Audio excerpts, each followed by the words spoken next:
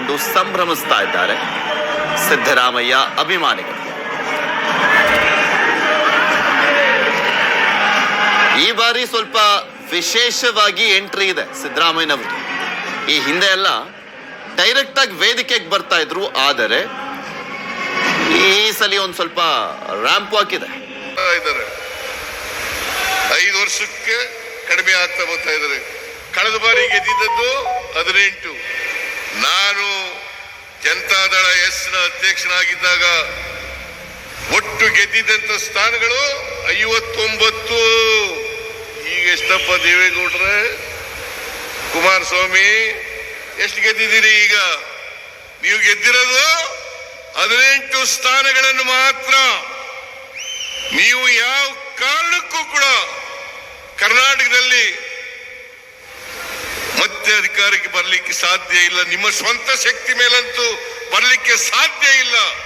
ಈಗ ನೀವು ಯಾವಾಗ ವೀಕ್ ಆಗ್ಲಿಕ್ಕೆ ಶುರು ಮಾಡಿದ್ರಿ, MLAಗಳು ನಿಮ್ಮನ್ನೆಲ್ಲ ಕೈ ಬಿಡ್ಲಿಕ್ಕೆ ಪ್ರಾರಂಭ ಮಾಡಿದ್ರು, ಜನ ನಿಮ್ಮನ್ನ ಕೈ ಬಿಡ್ಲಿಕ್ಕೆ ಪ್ರಾರಂಭ ಮಾಡಿದ್ರು, ಬಿಜೆಪಿಯವ್ರ ಜೊತೆ ಸೇರ್ಕೊಂಡಿದ್ದೀರಿ.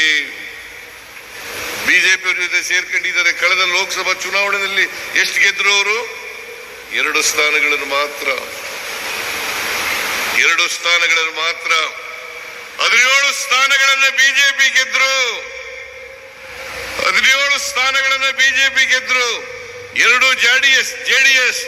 ಅದು ಇಬ್ರು ಸೇರ್ಕೊಂಡು ನಾವು 2018ರಲ್ಲಿ ಒಂದೇ ಒಂದು ಗೆದ್ದಿದ್ದದ್ದು. 2018ರಲ್ಲಿ ಒಂದೇ ಗೆದ್ದಿದ್ದದ್ದು. ಆಮೇಲೆ 2024ರಲ್ಲಿ ನಾವು ಗೆದ್ದದ್ದು 9 ಸ್ಥಾನಗಳು. 1ನೇ ಸ್ಥಾನ 1ರಿಂದ 9 ಸ್ಥಾನಗಳಿಗೆ ಹೋದನು. ಇವರು ಕಡಿಮೆ ಆದರು.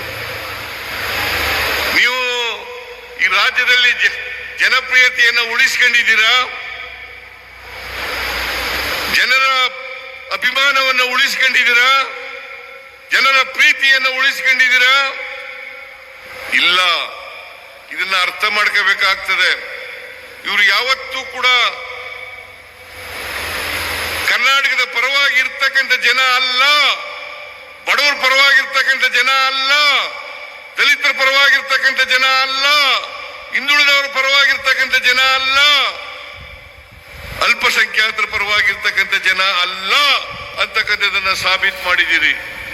ನೀವು ಯಾವಾಗಲೂ ಕೂಡ ಸಾಮಾಜಿಕ ನ್ಯಾಯಕ್ಕೆ ವಿರೋಧ, ಕರ್ನಾಟಕದ ಅಭಿವೃದ್ಧಿಗೆ ವಿರೋಧ, ಜಾತ್ಯತೀತ ತತ್ವಕ್ಕೆ ವಿರೋಧ,